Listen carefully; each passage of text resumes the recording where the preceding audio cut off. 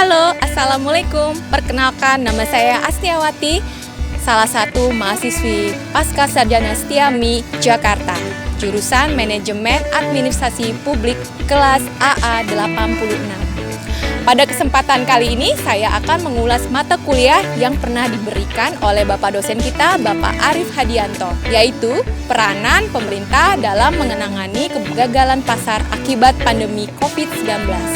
Penasaran kan? Yuk ikutin saya! Kegagalan pasar adalah suatu kondisi di mana pasar mengalami kegagalan dalam menyediakan kebutuhan pasar secara efisien atau ketimpangan antara produsen dan konsumen.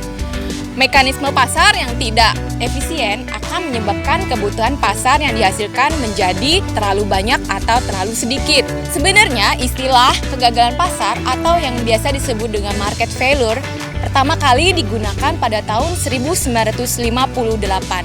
Namun, kondisi konseptual tersebut lebih muncul pada abad ke-18.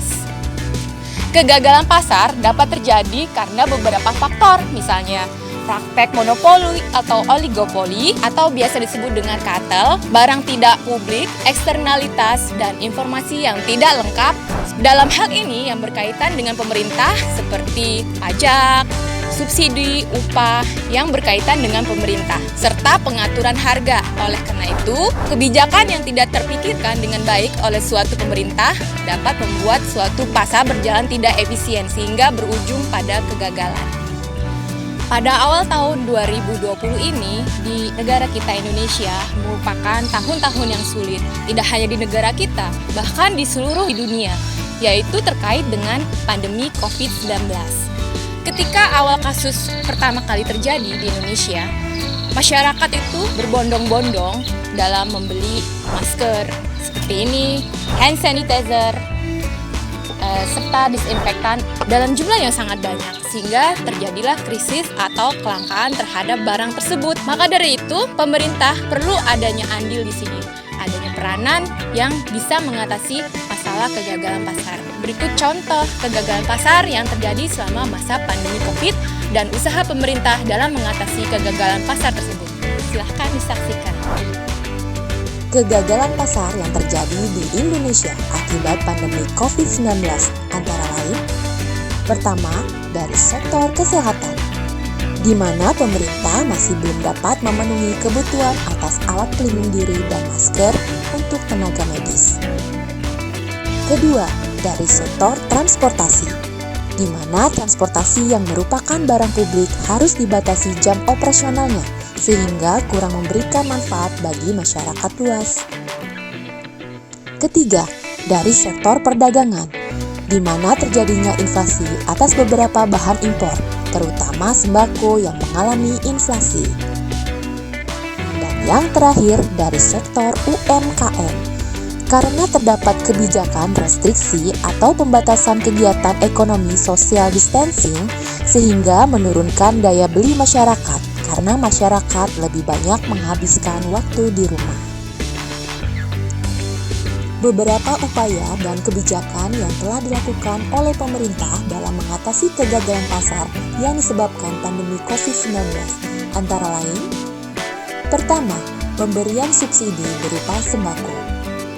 Kedua, menggratiskan tarif pembayaran listrik bagi masyarakat yang kurang mampu untuk tarif dasar listrik 450 volt dan 900 volt.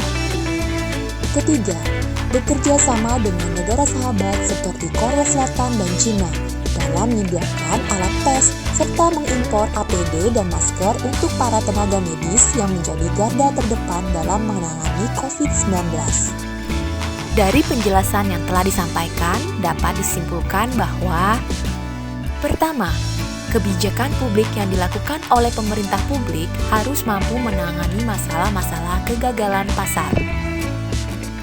Dan yang kedua, peran pemerintah dalam pembuatan kebijakan publik atau public policy tidak akan pernah tergantikan dan tidak akan pernah habis.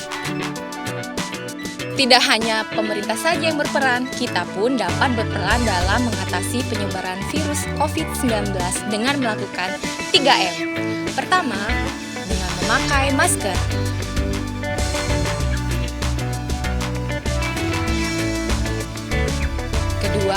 mencuci tangan sebelum dan sesudah beraktivitas.